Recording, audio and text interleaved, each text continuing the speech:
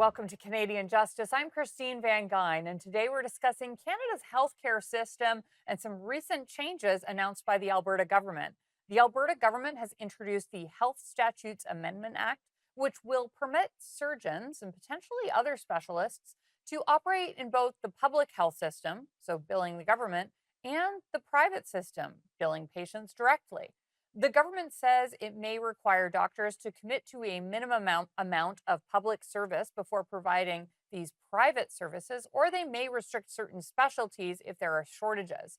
But the government says this approach will reduce wait times by adding capacity, and it will give patients the option to pay for quicker access. It will also help recruit and retain healthcare professionals who might otherwise leave the province or practice entirely privately elsewhere, and it could increase overall service volume within Alberta. Premier Smith and ministers frame this as expanding choice without dismantling the public system. This change to what are called dual practice restrictions follows another Alberta policy change that allows residents to pay privately for certain diagnostic tests like MRIs, CTs, and blood work. These can now be offered by private providers outside the traditional public system, although physician referred tests will remain covered by government healthcare. Government provided healthcare is considered a sort of sacred cow in Canada, although a recent Ipsos poll found that support for non government healthcare options is now at 63%.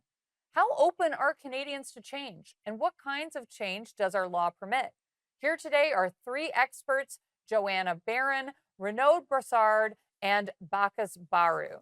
Thank you, all three of you, for joining me today. First, maybe Joanna, can you explain the changes that Alberta is looking at? I kind of gave a high level outline there. Maybe you could expand on what exactly is happening and what the implications could be. Yeah, so the Danielle Smith government has proposed to allow Albertans to purchase certain healthcare services privately, particularly surgeries like hip and knee replacements. And they have also, just as significantly, proposed to allow dual practice, which is allowing physicians to work in both the public and private sectors. This was a huge bottleneck before because you could practice privately, but you had to opt out of public practice entirely, which, as you can imagine, is uneconomical for most physicians. And based on our best international evidence, this will greatly improve outcomes for patients in Alberta. Uh, and Bacchus, how long do you think it might actually take for these changes to come into force and having a direct impact on patients? And once they do, what would we expect the impact to be? Well, there's that famous quote that predictions are difficult, especially about the future, and I think that applies over here. I'm surrounded by a couple of lawyers over here, so you probably know the aspects of what happens right after the bill that's just recently been passed. But what I can say is that although this is very positive, there's definitely a very, very uphill battle going on ahead. The last time we looked at some of the publicly available numbers, there were over 80,000 patients on the surgical waitlist in Alberta. Once you start to combine that with diagnostics and wait times and people waiting for specialists, that number goes way, way up.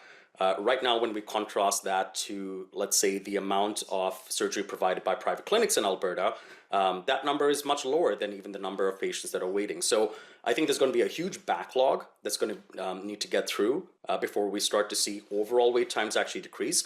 But I think the immediate impacts will be seen pretty quickly for physicians who are already sort of set up for this, who already have relationships with existing private clinics, who've probably been thinking about opting out of the public system and now no longer have to make that choice. They are no longer forced to choose between the public and the private clinic. They're no longer forced to have burnout without being able to treat their patients, and are hopefully set up for that. And of course, initially, it'll be patients who are able to pay for these treatments who will be able to receive care. But that might include literally patients who are flying out across the country in order to receive care elsewhere. So I think those will probably be the first beneficiaries, with patients saying, look, I no longer have to go to Germany for healthcare. I can actually get it right here in Canada, in Alberta, from a physician, which I was going to pay for privately in a different country elsewhere.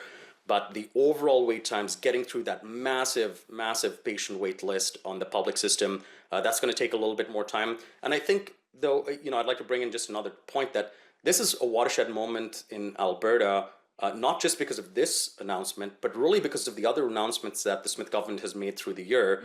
And so I don't think this should be looked at in isolation. When all of those things come into Right. play together, Yeah. Well, I think let's we're going talk to start to about see that in the change. next segment. We'll be right back.